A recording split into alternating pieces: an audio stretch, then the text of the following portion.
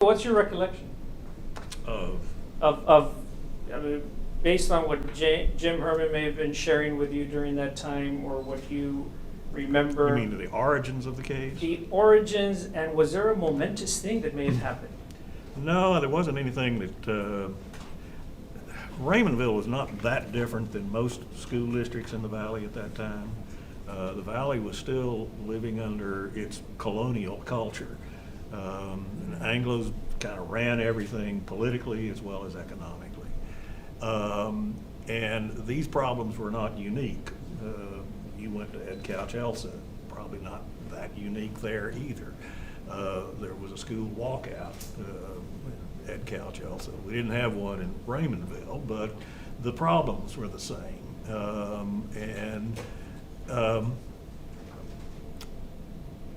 You know, we got into it, as I indicated earlier, I think mainly through our farm labor litigation, and had clients from Raymondville who were complaining about the same problems, and meeting at the Quick Mart and talking to Roy about it.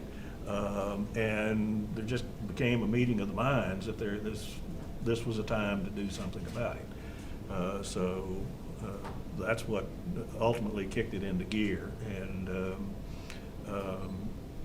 you know, we were familiar with some of the educational litigation that had gone on around the country. The Supreme Court had just decided the Lau case a couple of years before. Bilingual education was looked upon at the time as a silver bullet, maybe. Everybody thought that getting to that might cure most of the ills of Valley education. But there was still all the racism angle. So when the lawsuit was created, bilingual education was kind of a tag-along to the discrimination claims.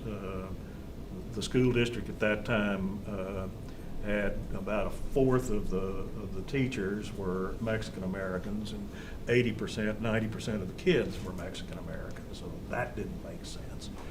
But at the same time,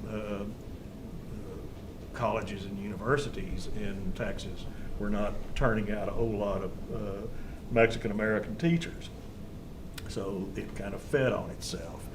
But then there were, you mentioned what's referred to in the trade as ability grouping as a way to put the kids who were not of the same socioeconomic or national origin groupings into their place. And so, you know, we had lots of discussions about all that.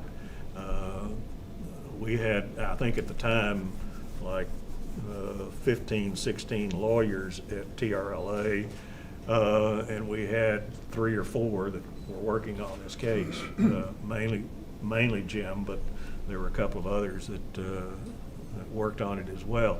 And there were just lots of group discussions about, you know, what are these angles, how much of this can we take on? The HEW, as I recall, had done health, education, and welfare.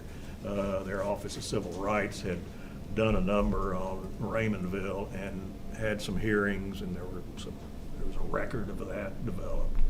So it looked like we had a lot of evidence that was readily available to us. And so that's how it got started.